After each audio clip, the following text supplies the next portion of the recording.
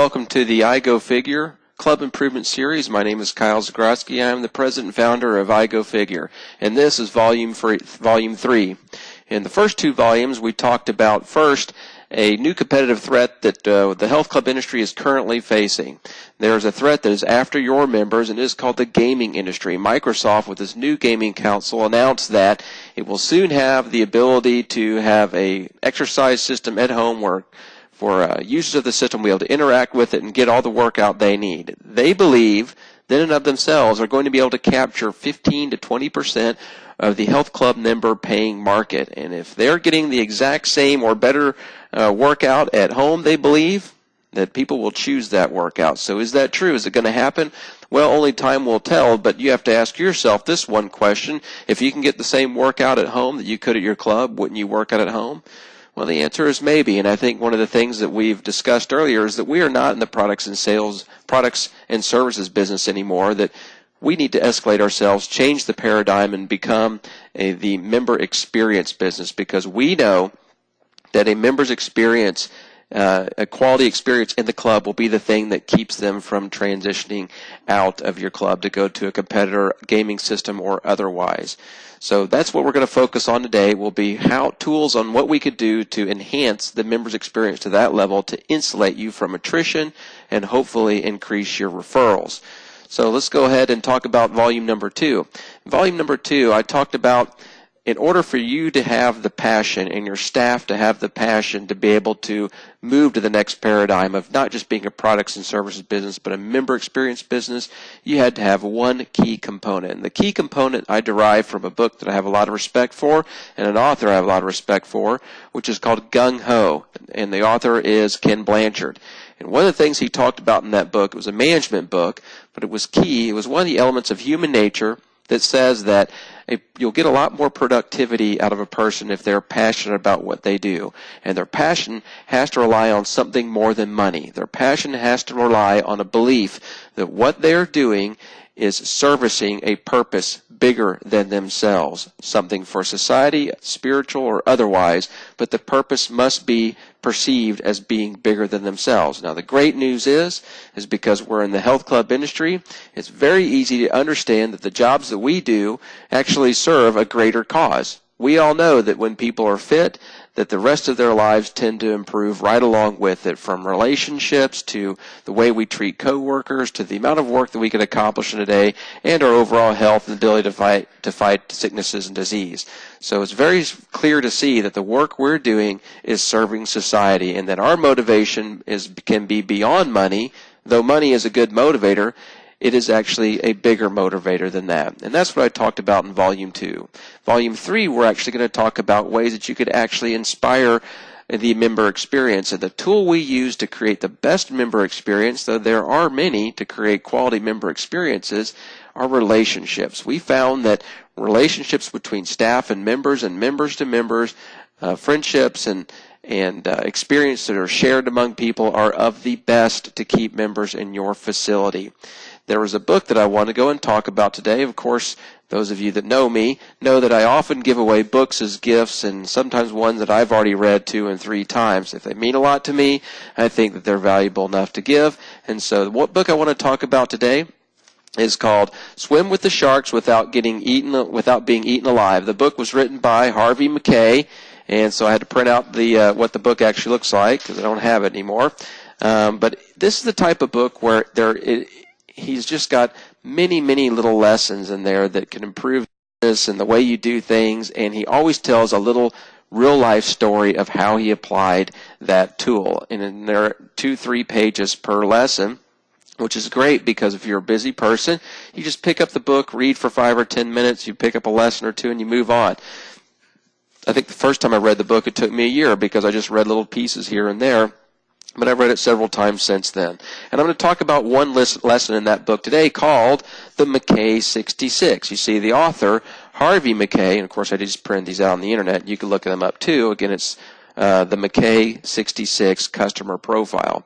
See, Harvey Mackay believed that you can create a relationship with a member or a customer by learning these 66 things about them. If you know these 66 things about somebody, there's his philosophy is that it's very difficult for somebody to come take that customer from you.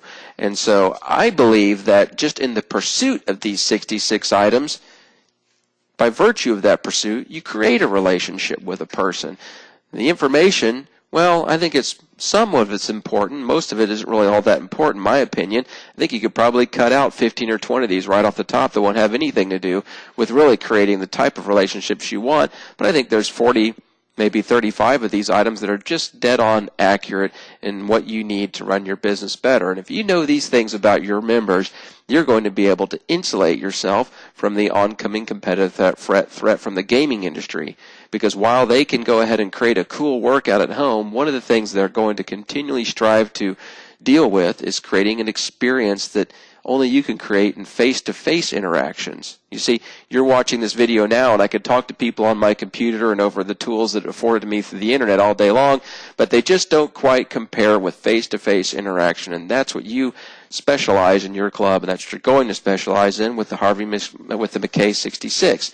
Now, one of the ways that I recommend that you go and introduce this to your staff is you make a contest. You pick 5 or 6 of the first of the profile here, and you see which one of your staff members could collect that most piece of information from the most members in a given day, and you reward that information.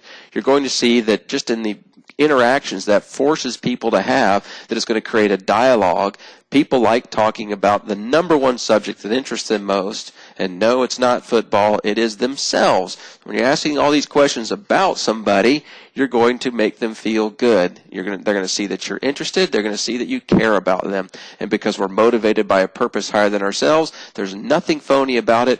What we're really trying to do is create a member experience, because we know if they have a great experience, they're going to keep working out at our facility. If they keep working at our facility, they'll be healthier. And if they're healthier, their lives improve on so many levels. And so there's purpose behind doing this effort and getting to know the members. Make a game out of it. Reward your staff for collecting these key pieces of information about your member. Now, once you gather this information, it's not just something you put in a bucket somewhere or in a notebook and leave sitting on the counter. No, you enter it into your club management software system and keep track of that information. I know that GoFigure has a great little feature that I know and love called the Member Attributes feature, and you could set up an unlimited number of attributes to track per member. The great thing about this is that now you can go ahead and identify subgroups that could possibly form in your clubs. Maybe you've got cancer survivors. Maybe you have people of high school alums that are all the same, or college alums that are in your club, that you could get together and you could have, hey, we're going to, if you're a Texas A&M fan or whatever university that they went to, you could say, hey, we're going to have a little workout just for those Aggies, okay? And it will pull people together. They'll have common interests, and it will help spur member-to-member connections. So if we have staff-to-member through the McKay 66, you create subgroups through the information that you could collect, and you pull together into little group workouts going on in or outside of your club, as we discussed in Volume 1, and you start creating member connectivity. Now, after you've got that momentum going, the next thing, if not at the same time, you need to be focusing on is social networking. Of course, I'm talking about Facebook, the most popular social networking system on the planet, with hundreds of millions of users around the world. Now, the great thing about the Facebook system is that we have found that people change their email addresses whenever they change jobs, or simply they get rid of personal ones that just get cluttered with too much spam to keep track of. Also, people keep multiple email addresses. So they'll have email addresses that they just create, like me. I've got several, and some I just have as a throwdown email address that I'll use for signing up for a form or a service, and I just don't want to get spam at the email address that I use for my family or my work. And so I'll have a couple of throwdown email addresses that I just use to give away. Those email addresses are useless to us as club owners, but what we have found is people don't change their Facebook accounts. So once you're a friend on somebody's Facebook, as long as you don't do anything to make them upset, you've got them for potentially life. And that's a very long time to go ahead and farm a person for referrals. The next thing that you need to understand is, when's the best time to ask somebody to become your friend on Facebook? Well, the best time is when you're signing somebody up. Ask them right then and there to be your friend on Facebook. And if you have a terminal right there, simply go and have them to log in and accept your friendship right then and there. But if you don't have that capacity, no worries. People do accept their friendships all the time from new organizations. Just make sure you let them know in the next few days that you're going to be contacting them and asking them to be your friend on Facebook and to please accept it. Now, why would they want to accept it? Because they're going to learn so much more about what's going on in the facility, and they're going to be able to connect with other members in the facility. And that goes into that creating subgroups. Okay? So we want all of our members on our company Facebook account, not your personal Facebook account, your club Facebook account, okay? And then ask the members to join that, be your friend. Now you have a consistent way to communicate to members, and they're not going to change their email address and affect your friendship connection on Facebook. Very key, very important. Now, the very last thing that I want to talk about on social networking at this time is to create content. If you got a bunch of members, now you're friends on Facebook, it's a great tool for spreading the word about things going on in your facility. You could talk about things that happened in that club that day, a new instructor you've hired. I just heard on the news today about something about aspirin, and it's used, and they found that aspirin actually reduces the size of certain tumors or prevents them from growing altogether.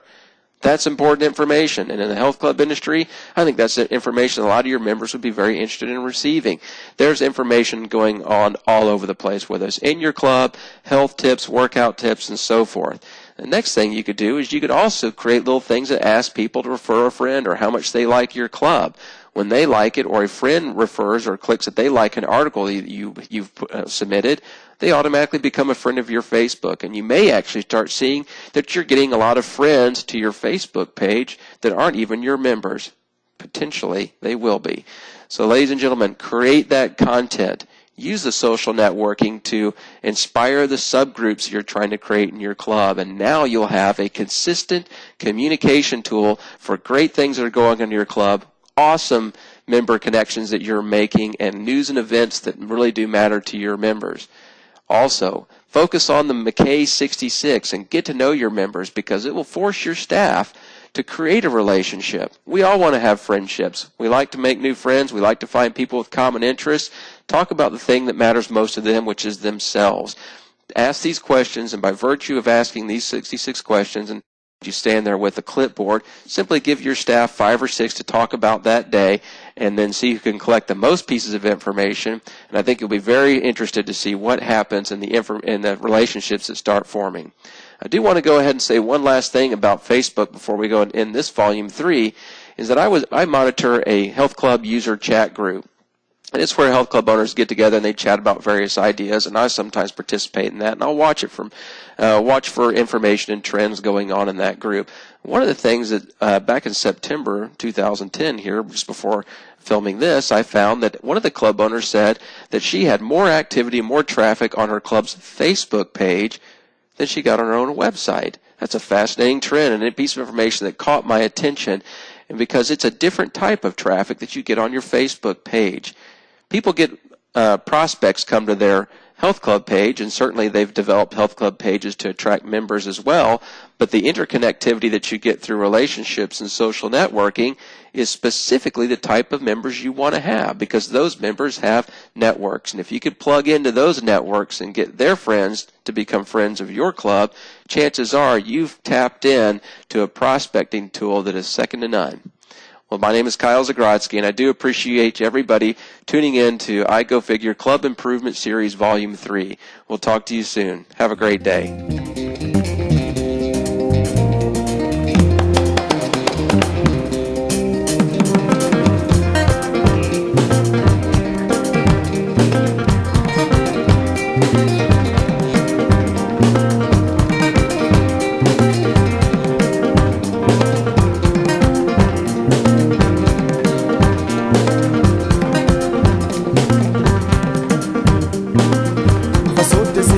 Denko Masuka nini horonya ye